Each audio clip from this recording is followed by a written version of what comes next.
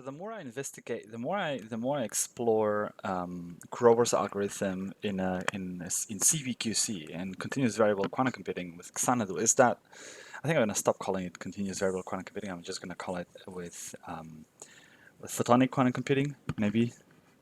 Um, is that I kind of start seeing the importance of the Fourier transform in this whole thing. And in that, the fact is that I intuitively start to think that the whole magic about Grover's algorithm and Grover search is really not just search is just a way that they tweak these to make it useful, but it's really about how do you move information from one observable to another. Maybe I don't know if you, because I'm hesitant to use the word dimension because I used to use the word before, but I think, so you've got something encoded in your plus minus or in your x observable, and what you want to do is you want to reflect it in your z observable, because your z observable what you actually is what you actually can is what actually affects the outcomes of your measurement, right? Um, with that particular device, and then when it comes to see, but that's still hmm. But it's still something that it's confusing to me with photonic quantum computing and with Xanadu's case, is that they seem to have also a momentum measurement, right? So if you've got a momentum measurement, then what's the point? Like if you're encoding your cost function there, I mean, you can just as well do that. Hmm. I don't know. It's not. But anyway, regardless of all of these unknowns, I still think, and I'm into it because I'll show you now what I'm heading. Because I had a thought yesterday, and I just wanted to get it. I didn't have time to record a video, so I just wanted to get it on video as soon as possible, before it flies my mind away. Because also a while back, I think it was this was Michał, definitely Michał Stenque, who basically posted a question. Uh, I'll be able to find it because there might be a while back. Bu- bu- bu- bu- bu- bu- bu. Exactly this one. Doesn't have an intuitive. Have I bookmarked that? If not, I should. Add to bookmarks. So, and basically,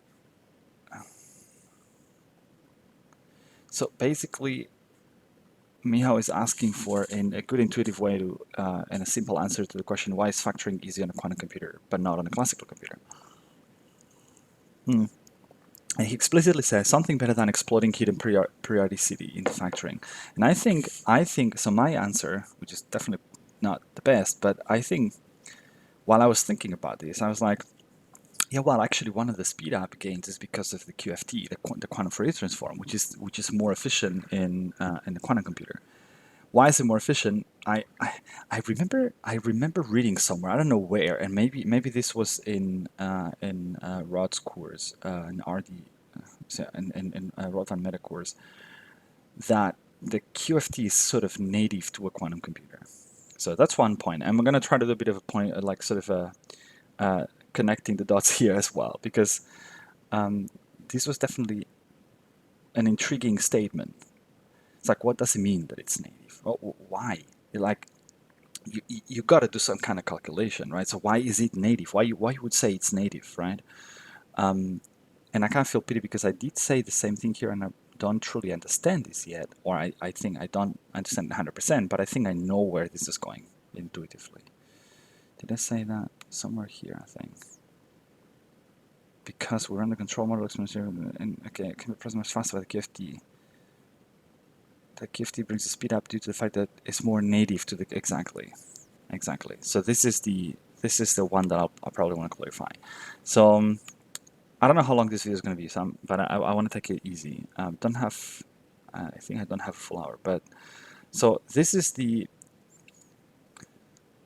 what I wanted to explore a bit more in depth, and accidentally because I was not planning to do that, but it all kind of came together. So accidentally, um, I was the other day looking at this, basically. Uh, ooh, I'm not a subscriber, sorry. Subscribe, definitely. Um, so 3 blue, 1 brown has, those are really awesome videos. Um, And by the way, Anakin, that's a proof that I'm actually taking stuff from there as well. I'm not just interested in figure out the entire how do you come out with a Fourier transform visualization. This is sort of a point. It's where I define my boundaries here. I would say, but this video, I watched it like I think a couple times in the last week or two, and yesterday just click. So you're not gonna hear the audio because for some reason, when I'm recording the Chrome as an app, the sound doesn't come through. I have to still figure this out. But what I realized is that it's pretty nice. So watched the video definitely. It's really and it's so what I realized is that the way this is explained visually is that what you're doing is you're basically rotating. You're basically doing some kind of rotation right here. So you're winding. So the way that he puts it is like you're winding these around a circle. So that kind of sounds like a rotation kind of thing, and then you're basically plotting the center of mass and how the x coordinate of the center of mass, which is the real component if you use complex numbers. And so, and I thought that these indeed this indeed has to do with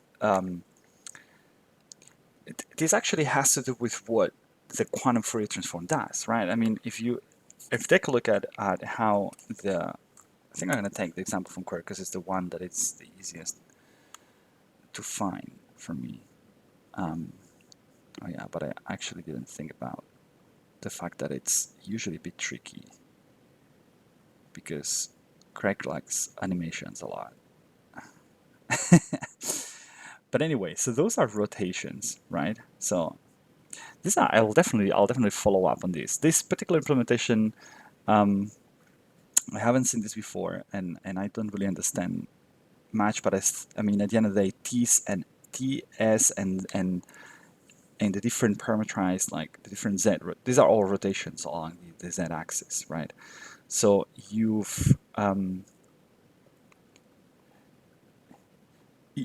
basically rotating, right? So, and this is the QFT, and I wonder, because what I wanted to have is rather the inverse QFT, I think. Let me take a look if I can find the. I probably don't have that in the IBM Quantum Experience already, because I used to do the video, but maybe I can pull out the video. I'll just pull out the video. Let me just go to Studio, so you guys can. Let me take a look at the videos. So QFT, inverse QFT. Let's see which one was. Let me take a look at this one. So again, you're not going to hear the audio, but so here you've got a bunch of control rotations. Harmonic control rotations, exactly. So that was the starting point, and then basically the idea is you're rotating that, and so towards the end,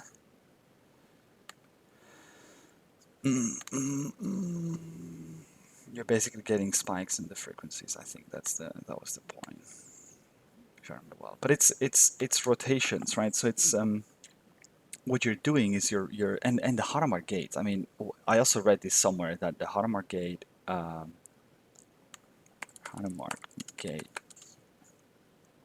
is some sort of. I think that was in O'Reilly's book. Hadamard gate is some sort of Fourier transform. The quantum Fourier transform that's in quantum gates. it's example of a generalized class of Fourier transforms, exactly. Or maybe here I read it.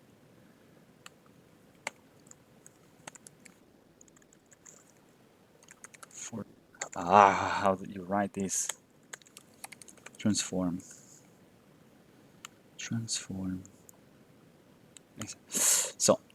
the Hadamard transform, also known as the Walsh-Hadamard transform, is an example of a generalized class of Fourier transforms. It performs an orthogonal symmetric involutive linear operation on 2 to the power of n real numbers or complex numbers, although the Hadamard matrices themselves are purely real. The Hadamard transform can be regarded as being built out of...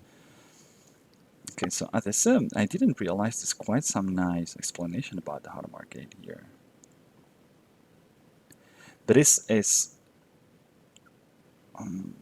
Hadamard gate is in the consequence it's a 1 qubit rotation mapping the qubit basis state 0, 1 to the superposition states plus and minus. So, but I kind of like the way of seeing this, that it's also what basically, and think there's another video that that's related to this, which is basically 3 blue 1 brown also talks about in another video about the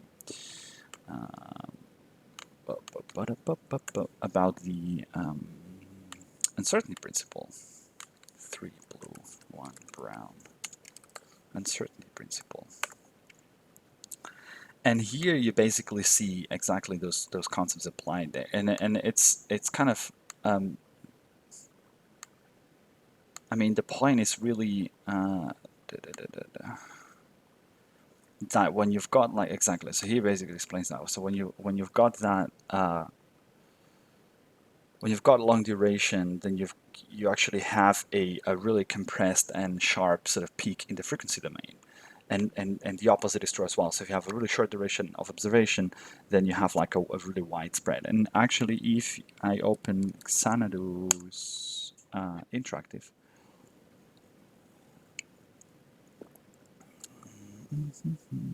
where is that? Software? Strawberry Fields? Things. Yeah. So, quadratures. So if I run that,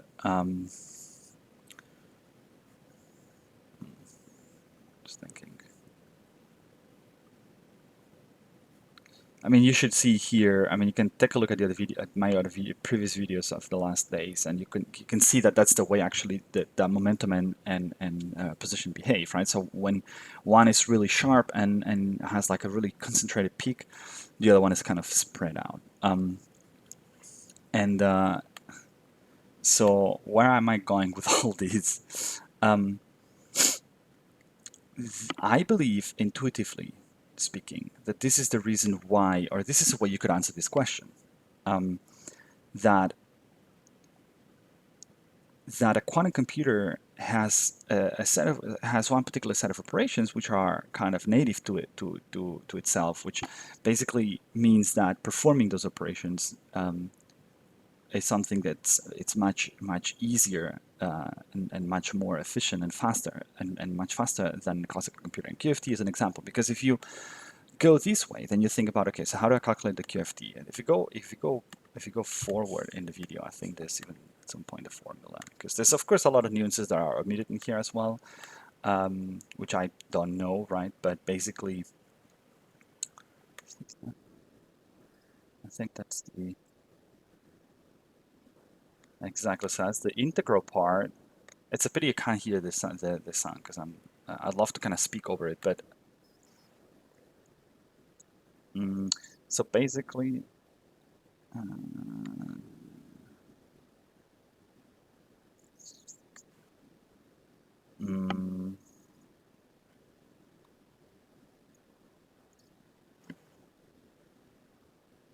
yeah, exactly. That's the center of mass. So that's an expression to calculate the center of mass, right? And I mean, pay attention that this is a rotation.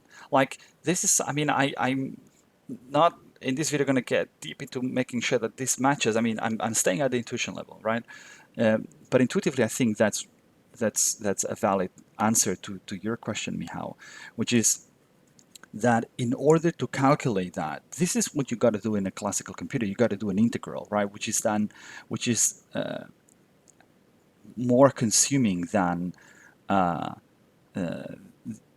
what you would do in a quantum computer, which is just rotations, because the rotation itself, like the rotation itself, is something that is native in a computer, in a quantum computer, in a CPU, in a QPU, in the sense that you apply it by just, of course, it depends on the implementation, right? Like I would say in something like a superconducting qubits, and whatever you apply, I don't know if it was electromagnetic fields, or I think you apply something with photonic quantum computers, maybe lasers, I don't know, whatever that is, but you basically apply something that doesn't cost you so much, and that actually creates the effect uh, that a Fourier transform would have, and that's what it means, that it's more native to a quantum computer. And I think that is definitely a valid reason why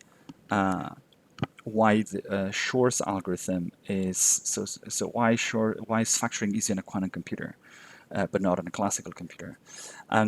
It's like, sure, you still have the missing link on, okay, so but why is a QFT important for factoring, right? Um, and then you probably can't avoid to talk about the problem structure, right? Because this is really about the periodicity of the factoring here, and so that's why, because you're extracting that, and that's why you can do it more efficiently with a quantum computer. Uh, but intuitively, you can say, well, there are certain operations which are more native to a quantum computer, and you could think of factoring as one of them, if you kind of think about it high level, because factoring, like Shor's algorithm, is essentially it's QFT essentially, right? It's phase estimation, which is basically QFT, um, because the okay, so you've got the phase kickback concept in there. That's what you're using to get that periodicity in your registers. But this is it. So I don't know. I don't know if you've got any better answer to this, but I'm quite happy with this. So and it all kind of fits together pretty well as well with my current exploration of Grover's algorithm, which is that it's it's really what's kind of happening as well. Um, you're basically wait a second. Is it that you're doing a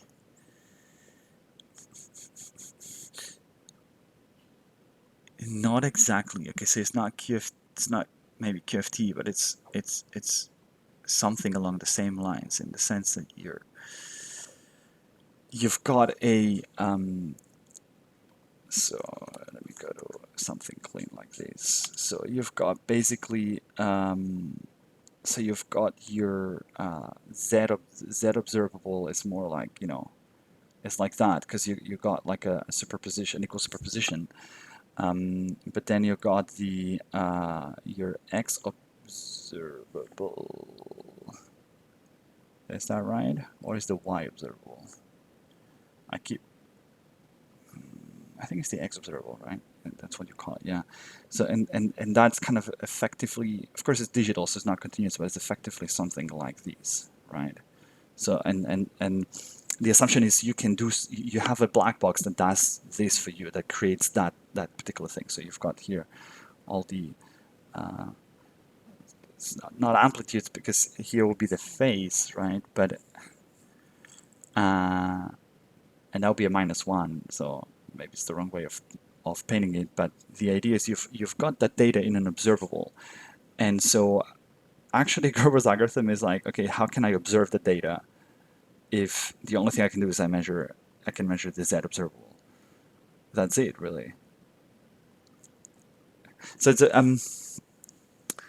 from a practicality standpoint, it's a bit deceiving, in the sense that, like, you must assume that there is such black box, right? Or that you know that somehow the structure of your search problem is already naturally coming like that, and you're just trying to read it to read it. But then because if you'd say, yeah, but if you have like an X measurement, if you would have an X measurement apparatus, would be the same. Yeah, but then building an X measurement apparatus is the same as like you got to do the work there as well to that is equivalent to doing Grover's algorithm. I don't know if I explained myself well, probably not. But so what I'll try to do is in the next video, and I'm gonna try to have some more time in the next days to kind of speed up and have more of those. Um, I'm gonna try to close down a bit the Grover's algorithm revisit, like switching back to maybe the um, discrete quantum computing. I still want to check the paper to make sure I understand the inverse thing there for Xanadu that I didn't understand in the last video. But essentially, I don't know. I felt that was sort of a nice kind of duck connecting moment as well. So it's this is one of those things which is kind of native native to a quantum computer that is not that is not for a classical computer, and that's why factoring is faster intuitively, really intuitively. Yeah, and really Grover seems to be just about being able to put that information into the other observable, really. Um, and if I go and take a look at my how can I go to my channel? My channel do playlists. I should just search for Grover.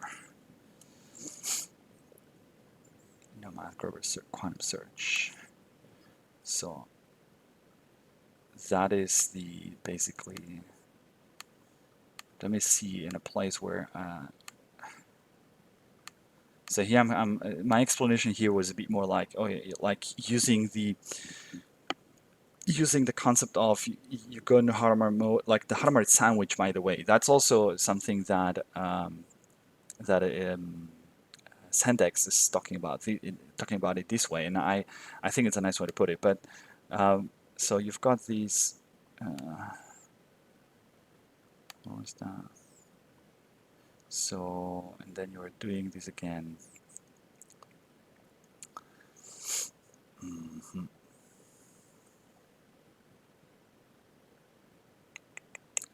Why was so basically? What am I saying? Because I can hear it, but so no, that's distracting me. So, but basically, I think that's really. I think I'll probably gotta actually redo something like that. Like I do this with Crick maybe as well, and then take a look at exactly. So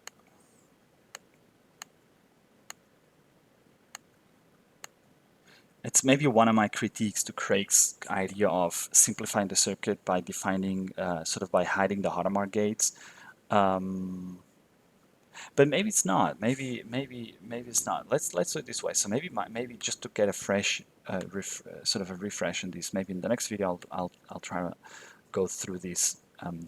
Because if you think about this way as in operating, so this is an operation that happens in the like X observable or the X dimension. That's the point. Those things hide Hadamard sandwiches, and exactly. Yeah. Those things hide Hadamard sandwiches exactly. The oracle here is this circuit, which just flags that, and then that's what you apply first, while in superposition, and so and then so here's like here you've got your initial state already ready, and then you start with the amplitude amplification oracle, amplitude amplification oracle, and you can see the result here increasing the probability. And this amplitude amplification is nothing else than an operation that's basically trying to move that information from one observable to another. I think that's what my intuition is telling me. So I'll explore that in the next video. But basically, this is it, Michal. I hope that that brings a bit more light into my answer, because I felt a bit like I just dropped that and I didn't even understand it myself. So I just wanted to clarify that with this short video, and I hope that's helpful. It's all about rotations, and it's all about quantum Fourier transforms and them being native to quantum computers, and that is definitely cool.